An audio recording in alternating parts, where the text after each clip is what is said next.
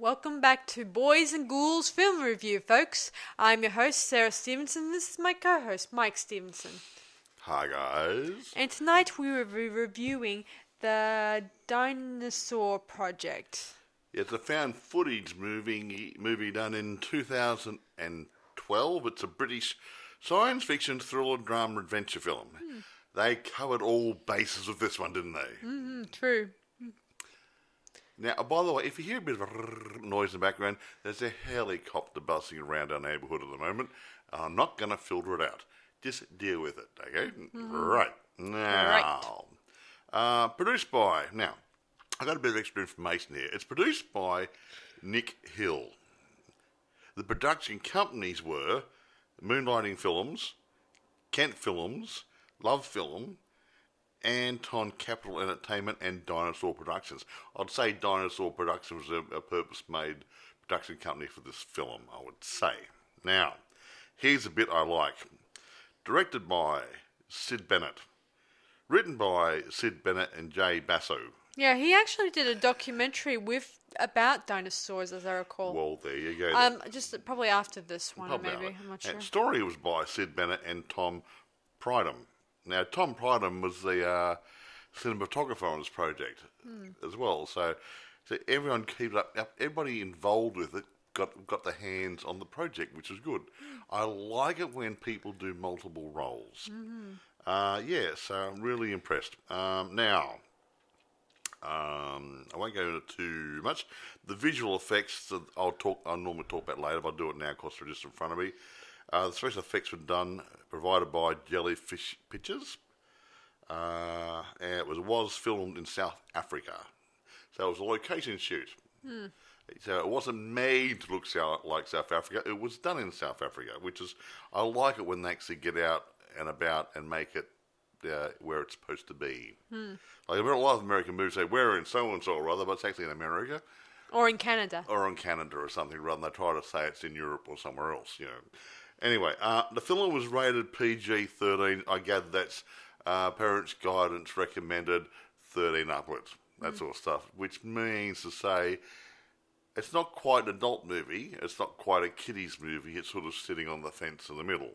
And that would probably be one of the reasons why it didn't fare very good at the box office. Yeah, there was another dinosaur-related movie that came out the same year that was called Area 407. I think I've heard that. And it wasn't too bad, but it was not really my cup of tea, but it's pretty interesting if you were into the whole found footage movies. Yep. So bear in mind, this movie is also a found footage movie. Yeah, found footage. And now, where most of the footage is taken with GoPros and whatever things there. Now, moving right along, budget, don't know what the budget, couldn't find the information on. However, box office only at about 2.4. Don't know what the DVD and TV sales and licensing brought it, but I don't know if it made a lot of money. But didn't you tell me before, Mike, that box office money that is not, it has no connection to distributing like DVDs and videos? Well, that's the whole point. I don't know. It says 2.4 million. That is the theatrical release part. Sometimes they say, and also sales were thrown in there as well. I see. So it may have made a lot more than the 2.4 million. That's what I'm saying. Like with the movie Woodstock, that was a documentary. It went through all the art house theatres years ago, back in 1969 or whatever, and that was purely a musical documentary. But I think it made more money out of the project by the release of the records, or back in those days, 3-album set, plus the video market, and then later on the DVD market. Of course, a lot of people wanted to see it. Another thing I should mention, guys, is that as you well know, this is probably our second found footage movie we're doing. We did Spree, and that's right, and that was another found footage one of sorts. So this is our second one we're doing. And on a negative, I don't necessarily like found footage. However, in some cases it works. Yeah. In this case, I think it works for this movie. Yeah, there are some movies I do like that do have a good.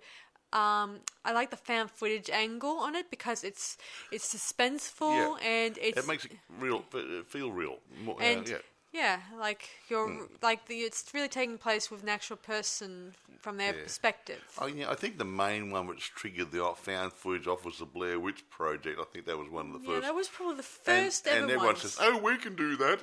Well, sometimes it's best to do some still shots as well. Yeah. Okay? After that, I think they did Cloverfield, and that's when it started. That's when it started bringing out more and more found footage related movies, and that was when the whole formula started forming. And it gets stage where they use a little bit too much found footage, trying to make it look, oh, this is real. No, it's not really real. Come on now. Anyway, who stars in this major production? I'm getting on that now. Look, I'm not going to go for everybody because, to me, there's only about three major players in this.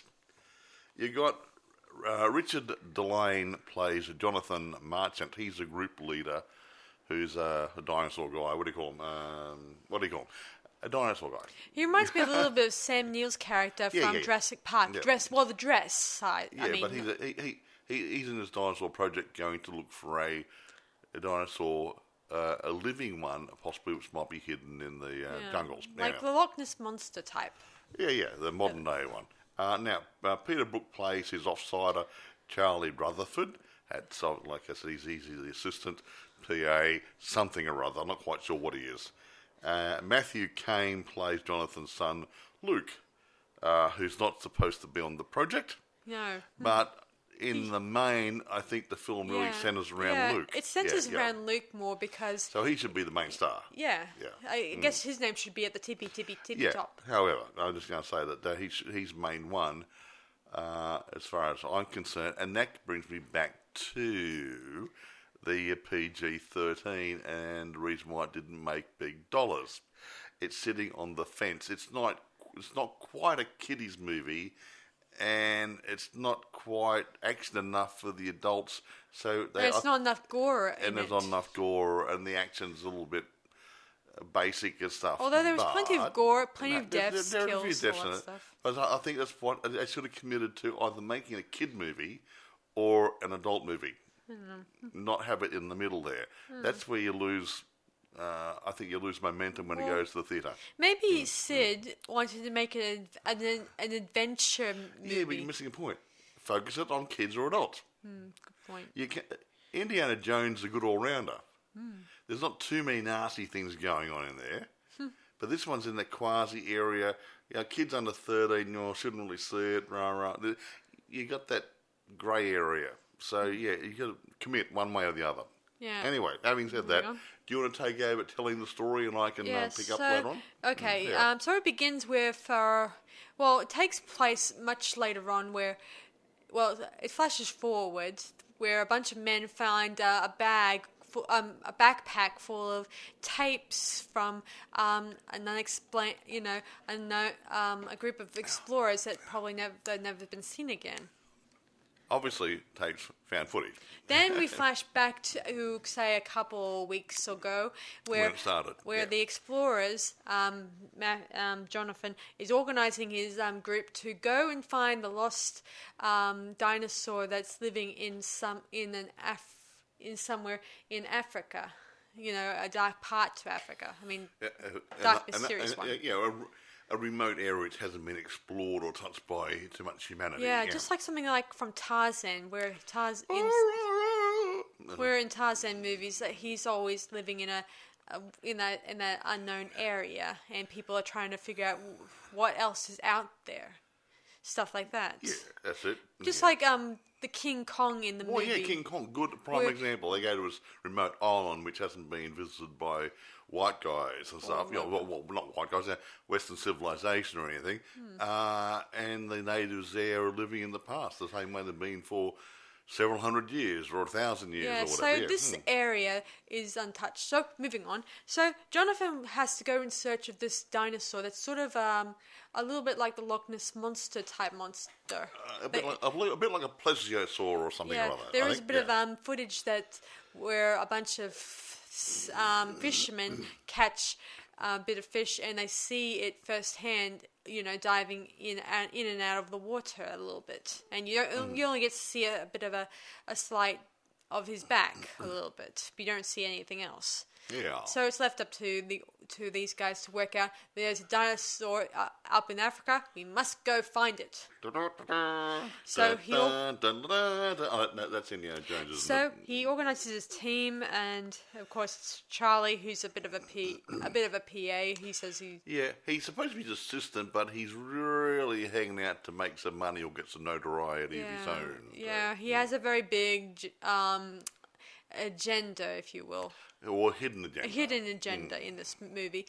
Moving on, Matthew, whom is Matthew's son. Not Matthew. Jonathan. Jonathan's son. I don't know why I said Matthew. I don't know. Matthew Caine plays his son. Okay, sorry. Luke. So Luke is all keen about going with his dad. His dad's angry because his son... you can't go, son. Because his son dropped out of school because he filmed some very not naughty pitch video footage of his principal.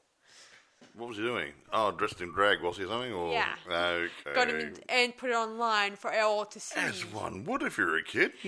Yeah, so he and his dad, they took a plane down to Africa, and his dad tells him, guess what, you're going to stay with your aunt for a couple of days while I go and explore this unknown territory. But Daddy, can I come too? No. But please. He also has all these, Luke has all these interesting GoPro cameras, and he says these might be great for you guys to use. Yeah, but his dad, all over the place and record yeah, them. but his dad, they've already got themselves well equipped with they got cameras a film crew. and stuff. The guy got a big shoulder rig and got a sound guy and There's whatever. There's even some old cameras I used to use when I was years ago, before I started using GoPros and other cameras. Incidentally, guys, this week I took the liberty of buying a GoPro camera because I haven't used one in ages, and I thought with my weight loss, I might look at filming my latest activities. You're going to do a treetop challenge, aren't you? And some hiking, hopefully, too. So I thought maybe it'll be a good way for me to show you guys So those of you who are following Sarah's diet vlogs, whatever you're doing on it, she'll be doing some video clips. So anyway, moving right along. So Jonathan tells him, "No, you're not going." So he heads off, but it doesn't stop Luke there. He just somehow, unknown to all the crew, sneaks aboard the helicopter. How, we'll never know. What would you say? Well, I don't know what the security's like there.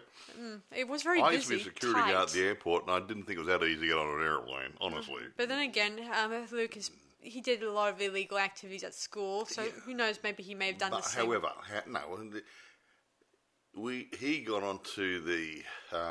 he's in South Africa, and he's in maybe a regional airport, which might be more for local things, not big international airlines, so security might be a bit lax there, you see. I know. Yeah. So our crew and Jonathan head on to the helicopter, and they fly out. And while they're flying, they then find out there's stowaways on board, and Jonathan's angry at him and says, "Look, Luke, you're not supposed to be on here," but he has to turn the helicopter around to get back to... But the helicopter guy says they'll be running out of fuel if they make 2 trips. So looks like Luke is stuck with them. What can you do? So while they're flying through the air, Luke notices... some funny birdies. Funny birds, but they're not birds, they're pterodactyls. Yes, they look something like pterodactyls, yeah. Yeah, and then they somehow fly right into the helicopter. Well, one of them does anyway, and obviously... the helicopter goes down. crashing. Of course, everyone survived. And except, no, wait a minute. I don't think the pilot survived. Oh, yeah, the pilot didn't survive. Yeah, Sorry, guys. Yeah, he was in the front seat, obviously. And anyway, they try to get away from the helicopter. It's going to explode. But luckily enough, Luke tries to grab his camera and some of the hard drives that he's smuggled aboard with him. So we got a handful of those guys. Yeah. I was wondering how they actually work, because he had his little cameras. Were those cameras streaming to a laptop or something? Or because I was wondering where they're saving all the footage to. I like to think he had a special laptop or iPad with a big memory on it. With big memory on it. I was wondering, that's all, because, Anyway, moving right along. Moving right along. So they then head on their way. They then see a village that they noticed earlier while flying, and they head in there and they notice that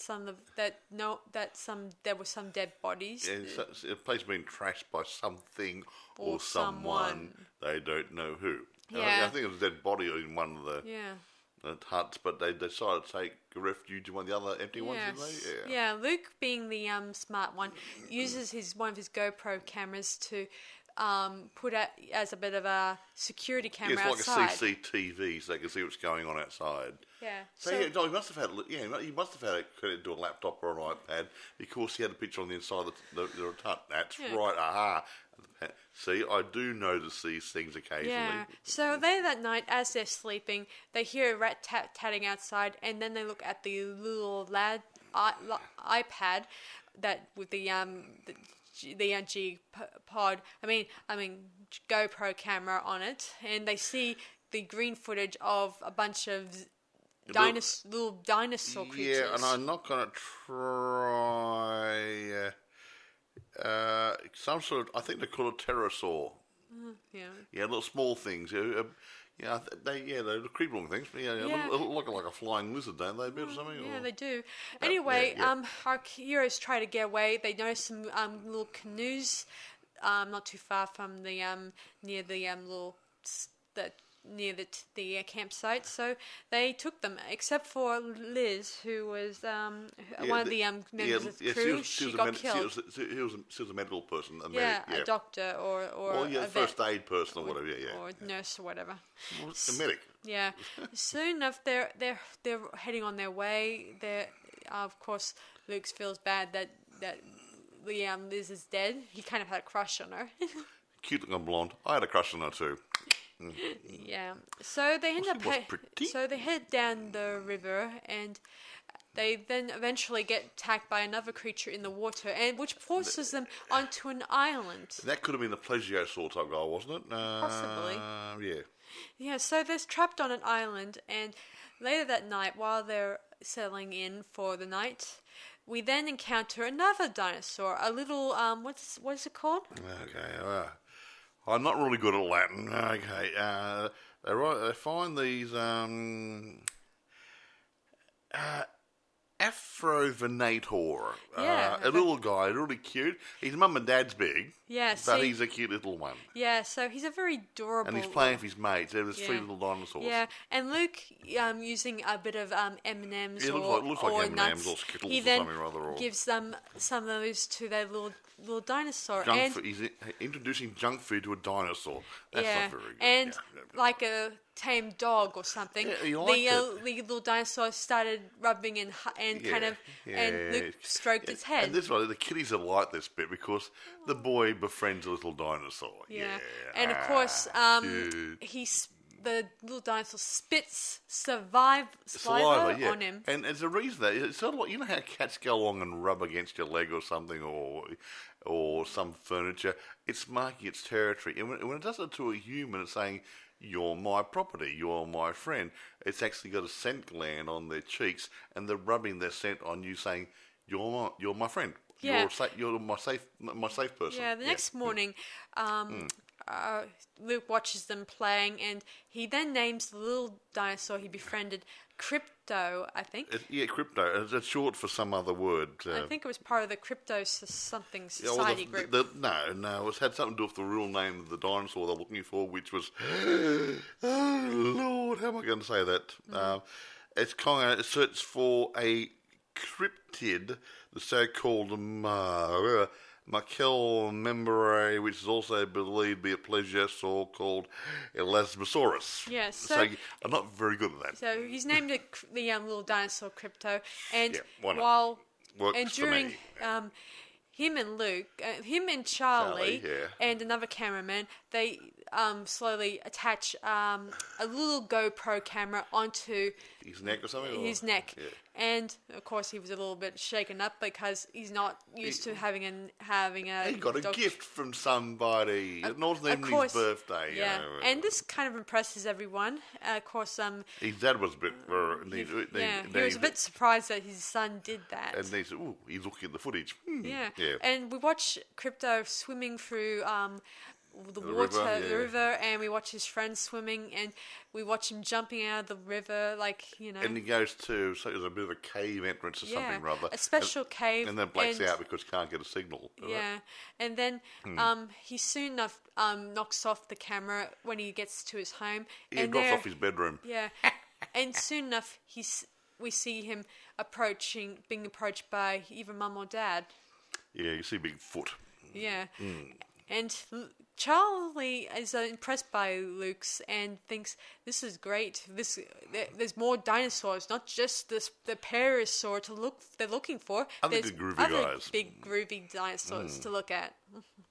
So anyway, he hopes that they can find this small entrance and head into the special hidden valley of the dinosaurs. That's my interpretation. Well, yeah, a bit like a hidden valley, yeah. Or hidden area where they're actually nesting and hanging out a bit more. Yeah, that's right. But they do venture out that area a bit, but they mainly contain a particular area. Yeah, soon enough they get shaken up by another dinosaur thing, and both Luke and Charlie are left sort of stranded away from the rest of the others. Yeah, of course, they one of their guides is having second thoughts about being down there and they should leave. And I think dear old Jonathan agrees. He thinks that this is getting dangerous and... Let's go back, regroup and come back later on. They have a big problem with there because the special cell phone is very damaged and it's up to Luke to fix it. Why is it always a kid who's going to fix the cell phone where you might have the camera guy or the daddy or somebody else who might know a damn sight more about electronics? Maybe his dad's not an electronics person. Well, maybe the kid's just a techno-savvy, who knows? Anyway, so they get separate a second time after they meet the plesiosaur creature. But they also meet its cousin, the alligator-type one. Yeah, I think it's an alligator or something. Yeah. I can't remember what it's called. The one that resembles an alligator. Yeah. And it starts attacking one of the cameramen and knocks over the boats, and our remaining cast members...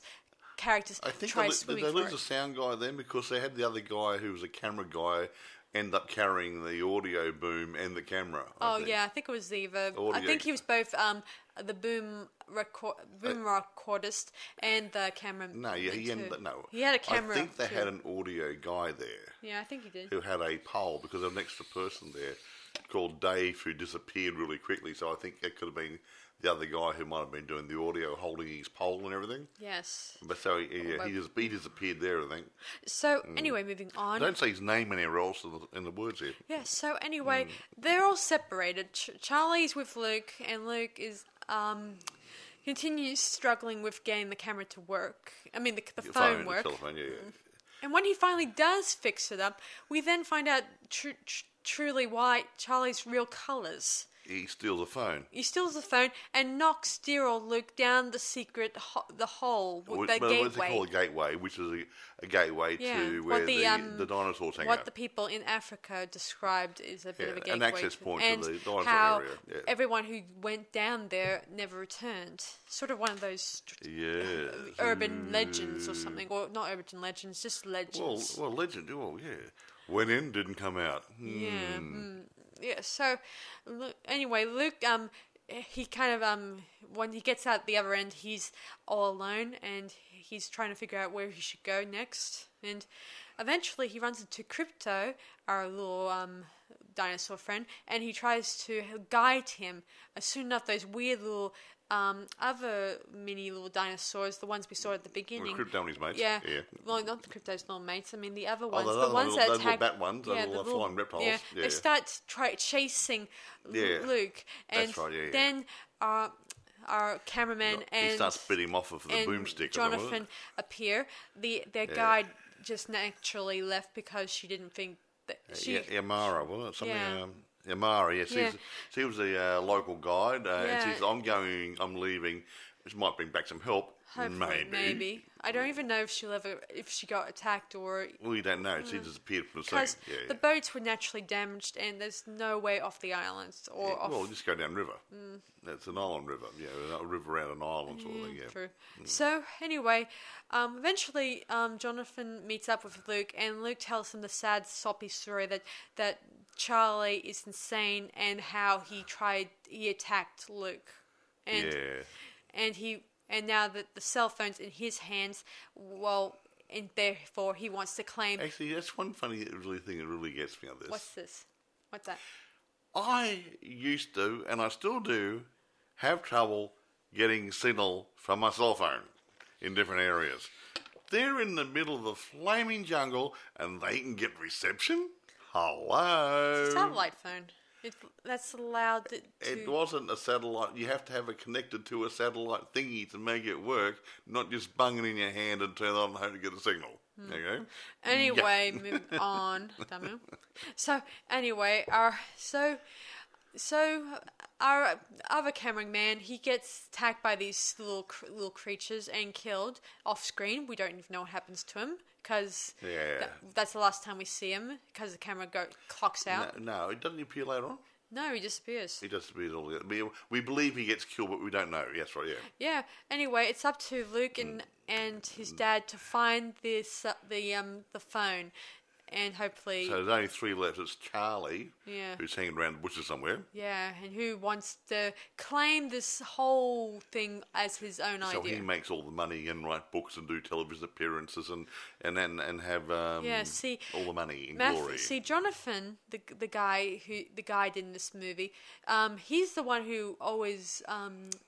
when exploring with these things, Charlie's the one just tagging along. He does press releases, stuff like that. Yeah, all good stuff. All the good and stuff. writes the books and stuff. Well, not really writes the books. Television appearances. He doesn't do the television appearances. It's Jonathan who does television appearances and stuff like that. It's Charlie who just organises it. He organises. It's not the same thing. Yeah. So anyway, it's luckily enough I do the organising. I was drifting off. Yeah, so anyway, they get to a cliff, and then Charlie, using some rocks and boulders, he starts pelting them at both Jonathan and Luke. Like a little bit of an avalanche. Yeah, and this causes Jonathan to fall off the cliff slightly, or not fall, he's still clinging to it, and he pleads to Luke that he loves his son, and he falls and tells him to run. Yes. Eventually, Luke tries to run. Eventually, meets up with Crypto, and Crypto leads him to his house, his nest. But then Charlie catches up to them, and he tries to kill Luke. Yeah, but Crypto's a smart little dinosaur. Yeah. He spits on Luke again. And of course Luke says that's not really nice. But then Luke realizes that he's protecting him. He's putting some scent on him. Yeah, and then we see the two Mum and Dad come up behind Charlie, and they both sniff, or one of them sniffs Luke and knows he's one of ours. And then they both Mum and Dad attack Charlie. Because all I smelled from him was shit in his pants, and he's peeing himself. Yeah. Anyway, Luke and Crypto, they then head off into the woods, and the camera is damaged again. The phone. The phone. Sorry, I don't know why I said that. The camera, phone, whatever. The phone is damaged again, and Luke has one alternative to do. Yeah. He has to destroy the GoPro cameras and any other cameras to make extra parts for this. So, or try to anyway. Yeah. So he makes his final goodbye on the video, and he then seals up all the videos that they collected for. He had something like bubble wrap and other plasticky stuff and wrapped everything in. Special water sealed bags. They call them. Yeah, and bubble wrap and something so it won't get broken. Yeah. Yeah. So he hurls all of it into this bag I mentioned at the beginning. And it goes he throws in the river. And then we fast forward back to that moment I mentioned earlier. The guys finding it. Yeah. And then we flash forward again, and we hear in the post credits that we hear Luke has fixed the little camera the phone, and it's working. And his dad, we can hear his dad in the background, meaning he may have survived the fall. Maybe, lovely. Maybe he broke his back or something, or broke his leg. Anyway, I don't know. Whatever. Anyway, it doesn't explain. So we don't know what happened to him. So there might be a chance that Luke and his dad may get rescued. We would like to think so. I don't know what happens to Crypto. He went to play with his mates. I like to think that... child. Well, according to Luke, he is given a guide. Crypto will guide him through the wilderness in hopes of possibly getting rescued eventually. Lovely. Mm-hmm. End. I do like Crypto. He's my favourite dinosaur in this movie. He's cute. Now, what can we say about this movie? There's not a lot of technical stuff we can talk about. However... the computer-generated dinosaurs. I mean, it's fine to have a computer-generated dinosaur running through a field, but when you've got to get a computer-generated creature of any description interacting with a human being, like Crypto, Patname, and everything else, and Mum and Dad. Gobbling up Charlie.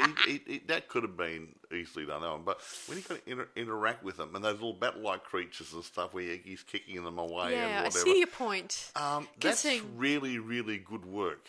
Yeah, considering the fact that the footage is jumping in from here and there, I can see your point. That when you blend them and they got to the person has to actually touch them, that's when I get really impressed. Yeah. I mean, in Jurassic Park, they did better dinosaurs and a lot more of them, but they weren't all interacting with the people in the movie. True. Like the Gallimimuses or whatever running through the field and stuff. And that sort of stuff, well, that's not the same thing. I mean, I guess King Kong... Well, there was interaction there with King Kong, obviously. Yeah. That's the difference. They're a very tall man in the suit. Wasn't it? No, CGI.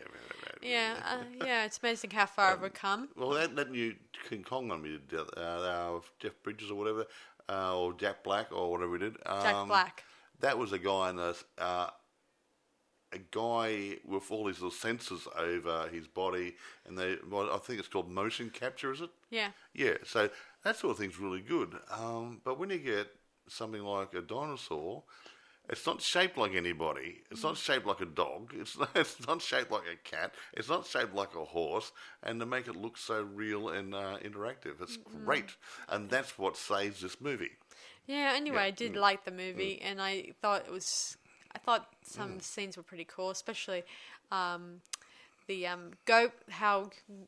how the kid used GoPro cameras, even though in reality, I imagine they used in reality real cameras, with a slight fisheye, with no fisheye stuff. Well, no fisheye, but maybe a little bit on there, make it look like it in post edit, just to make it bend the sides of it. Didn't notice there was no fisheye stuff. No, I would have noticed. It wasn't bent. No, I would have noticed on no the back. No bendies. Okay. That's good. They had a real camera there.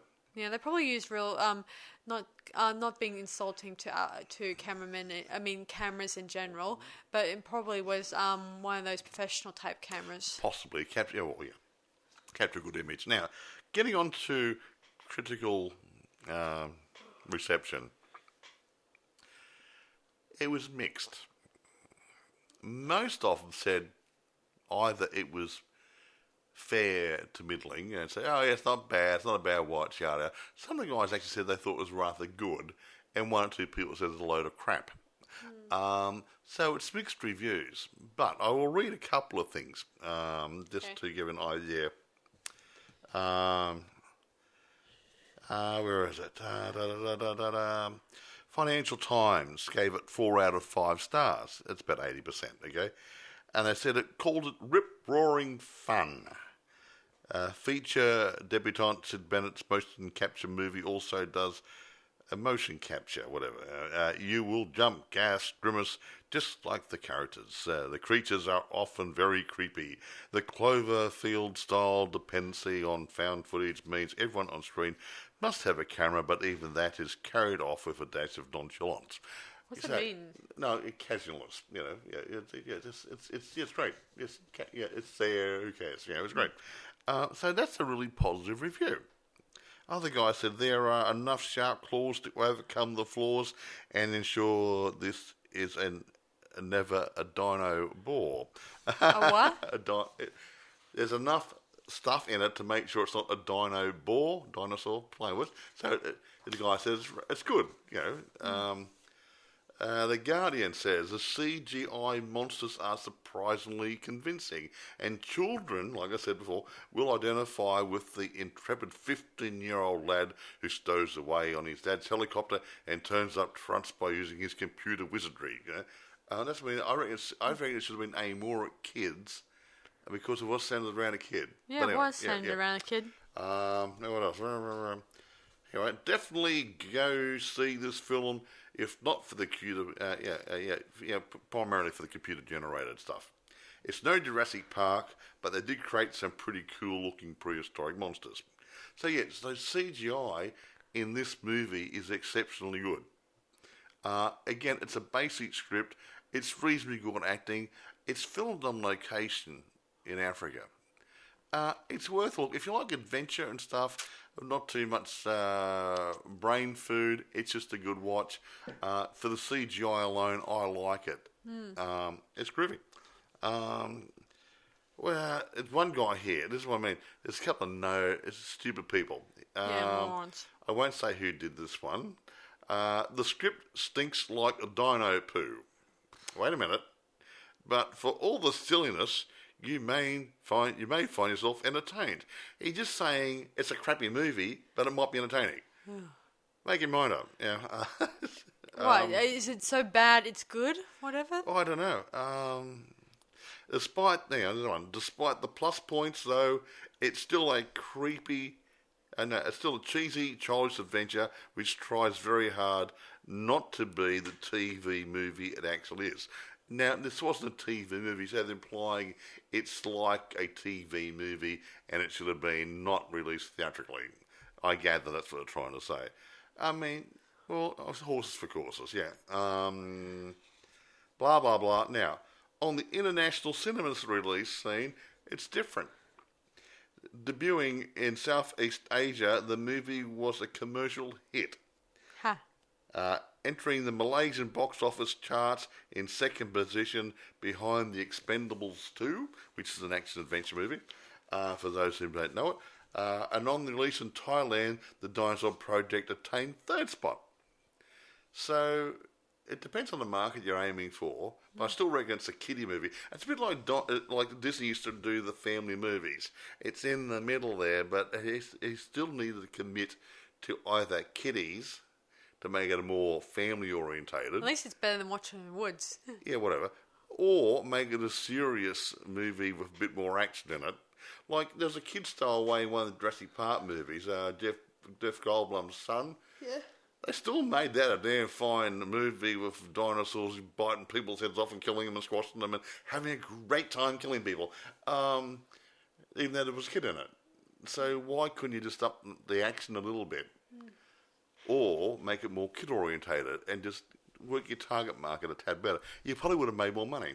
Well, that's my thought on it anyway. But and now, accordingly, I can't turn around. I'm not going to give it a 10 out of 10 later. But now, I will mention something about availability. It is rentable through Amazon. There are a few listed for sale. There's quite a few for sale on eBay, so you'll probably find in other places as well. Now, we're going to get down to grading it, or do you want to say anything else? Or? Well, I can't really say anything else because I tried to look up trivia and film facts about this movie, and sadly, I came out with 0 film facts on it. Yeah, it's really hard. We can't get information. Considering that I would have thought they would have had at least explain why they casted or whether or not who else they may have gone for these roles. I won't say these are all unknown people, but they're not your mainstay actors in it. So, which is nothing wrong with that. Don't get me wrong.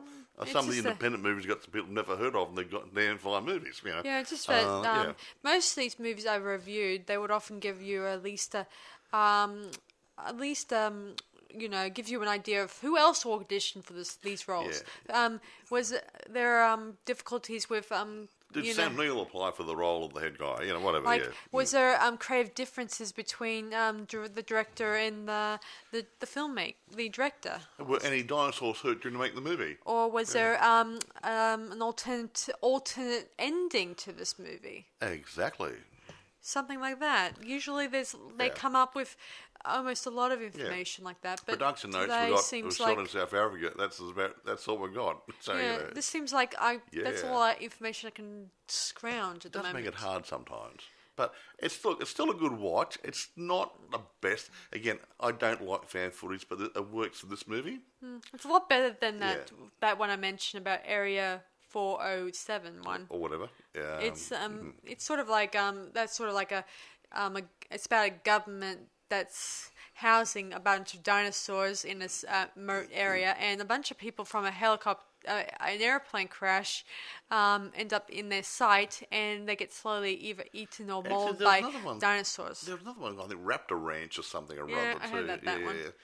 Yeah, and different things. I mean, there's some good movies out there, but some are cheesy too. Yeah, it's a little hard. That's one of the reasons why I often think sometimes when they did all these found footage movies, it was hard to distinguish which one's the good ones, the gold, the worthwhile watches, and the cheesy horrible ones, which should not be.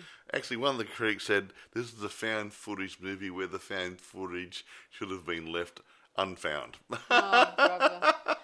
Well, I do like this one. I thought that was really good. And I did think when they did the Spree one was pretty creative. Yeah, Spree was good. Yeah. And I think there's this other Mummy movie that's not too bad, but I think it's worth a look eventually. Which one? Oh, this Mummy movie one. Is that the one with Danny Glover sending the guys out? That's it. Yeah. I thought it was pretty good. What was that one called? Just called the Pyramid or something. I have to look it up again, guys. Because that was a bit of a I don't know if it's called. I don't know if it was thingy called the Pyramid or the Mummy. I'm gonna have to look it up again and get back to you on that one, guys. But that had a mixture of found footage type film work, like handheld sort of stuff and static camera. Yeah, a mixture. And it worked. Yeah. Anyway, I'm going to rate this now. Really, the thing that stands out for me in this movie is the CGI. Okay? So, it's good basic storyline, okay, good adventure thing. Could have been a tad better, and like I said, if they aimed at adults or kids, I would love to see it aimed more at adults and be a bit more like a Jurassic Park or something there with a bit more thrills and deaths and adventure-y stuff in it. However, for the CGI alone, I've got to give it 8.5. It's good. I'm going to give it 9.5. Out of 10. You're a generous person, you are. Well, I did think it was pretty cool, and I like the fact Crypto was an interesting dinosaur. He was a nice dinosaur. He was very good. And he behaved himself. Yeah, and I liked it that he saved his friend's life. He did the little boy. Yeah, see? Who said dinosaurs are stupid? They have their... I like to think that they're very smart. Well, yeah, I mean, dinosaurs, if you're going to believe a movie like this. And I like the whole fact that they're in a special hidden part of Africa that's unknown to everyone else. Yeah, uninvestigated. A world that's not too many people have ventured into. Hey, a lost world. That'd be a good name for... Oh, it's been done. Been done to death. Okay. Actually... Didn't Conan Doyle write a book called The Lost World or something? And and some of the early movies are based on that. Yeah, I think it was The Lost World. Yeah, they did one with Jurassic World. Yeah, Jurassic Park, Lost World too. But I'm talking about the original one. I think it was a movie called The Lost World, years ago it was based on Conan Doyle's book, The Lost World. I think Michael Rennie might have been. I really can't remember. It's an old movie, yeah. Anyway, it doesn't matter. I mean, yeah. I mean, maybe I guess one day we'll do a review of Jurassic Park movies and probably the Jurassic World. We might do the main one and review. I'll just wait until after the final Jurassic World comes out. Then I'll make I'll make a final video regarding which ones were the worth watching and which which ones you relegate the scrap heap?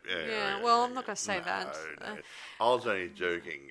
I mean, I'm not a troll. I like movies. I did thought it was a bit peculiar in Jurassic World that they came back to. I know it's supposed to be that the production company's just doing this for money, obviously. No, really. But it was just a bit weird that the people didn't learn their lessons the last time in the in the movie where they make this park and then hell breaks loose again and they didn't learn from their mistakes. The first movie, Jurassic Park, had the theme park, but the second movie had another compound where they had some other dinosaurs as like a breeding ground. Yeah, breeding ground of sorts. Now the third movie, was that the one where Chris Pratt came into it? No. And the third one. Which one was the third one? No, that was the one where the guy to save his son. Yeah.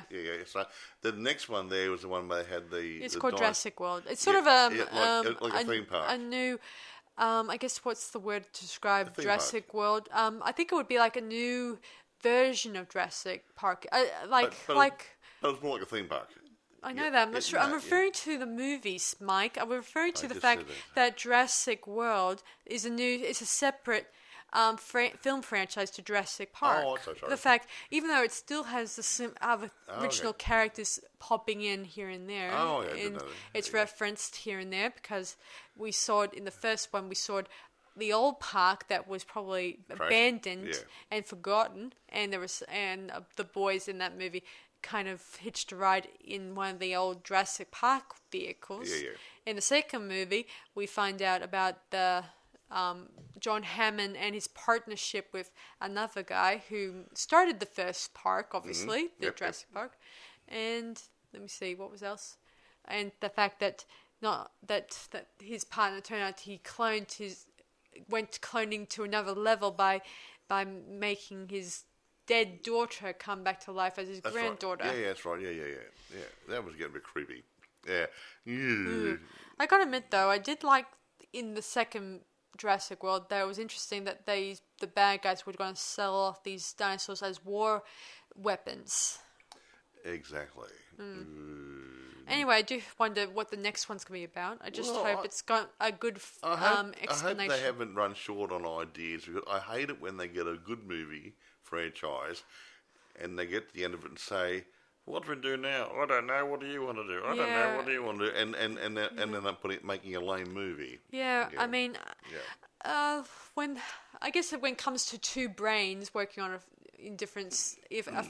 film franchise, it's usually hard to figure out where to go to next. Well, so what do you do? The last movie had those dinosaurs escaping, didn't they? Yeah, they did, and now they're living among the humans. That one could be living in the house next door to you. Yeah. I seem to recall that we might be just like Jeff Goldblum said, his character said, we could be the next extinct species. Yes, they could. They could say, "Oh, goody, dinner." Yeah. And he did say in the earlier Jurassic movies that there was a reason why dinosaurs and men didn't coexist. Yeah. Yes, and one reason is they're Metosauruses. They eat people. Some of them do. Others eat grass and tree leaves. Others are either big, but they would use their weight to crush you or hurt you. Well, yeah, man. The Boxing Day sales at the shops and everything. People going there. Or some of them may use their horns or their things to protect themselves. And they will kill a few people with those. Yeah. And they may just go ahead and charge you and hurt you. A brachiosaurus laying on the ground there and rolls over, takes out a group of people. Because they're vegetarians does not mean they may not go ahead and attack. Yeah, and Just if those velociraptors get loose, you've got a lot of problems. Just like if you were looking at a hippopotamus, and hippopotamuses, and they're vegetarians, but they could crush an alligator with their very jaws, but they will bite jaws. them and break them. They won't necessarily eat them. Yeah. Just think about this: what would happen if it had its mouth over on your waist? It could break it, snap it in two. Yeah. Ooh. Anyway, you King Kong did that. He beats bigger people up, bite them, and throw them away. Yeah, remember how he snapped the jaws in that King Kong movie? Yeah, he's a strong fellow. Anyway, I'm digressing again. So I hope you guys may check out this movie. I highly recommend it, and it's good. It's a good watch. And don't believe every critique out there. I mean, a lot of the critiques said it's fair to middling, but they did comment on the CGI. It's enough to keep it entertaining and everything else. They didn't say it was a load of rubbish. They just said it's a basic storyline, most of them, but they got good CGI. And some of the critics actually said they enjoyed it. But there's a couple of guys, you can't please everybody. So I reckon, look, it's a good watch. If you're expecting Jurassic Park, it ain't. Okay? But it's a good adventure movie. The kids might like it. I'm not saying about 5-year-olds, but teenagers might like it. Yeah, say 13 or 14. Because it is centered around a 15-year-old boy who's last man standing. Sort of. Well, he is. He's the last one there. He gets everything frozen in the river, and hopefully he gets picked up and saved later on. Yeah, so, along with his dad, who may have survived the tree landing, or he may have broke his leg or his spine. We don't know. Because we heard that voiceover bit. That's what we heard. We saw a little bit of teeny weeny bit of video footage of them. People stuff to find them in the jungle. Okay, that's another thing, Mike. Yeah. He had that last camera on him, and yet he was still filming while he was throwing it off the cliff, throwing the cameras off the cliff. I mean, the videos off the cliff. Suspension of disbelief. Go away. I don't know, maybe. No. Yeah, whatever. Anyway, thanks for watching this latest episode, guys. It's been fun. And be sure to watch this movie and all that stuff. So this I did. Yes, I haven't. This is probably we watched it last night, and it was a long time since I've watched it, and it was still just as entertaining as it was last time I saw it. So that's about it for us. So this is Sarah Stephenson and Michael saying we'll see you guys for our next podcast. See you guys. Bye.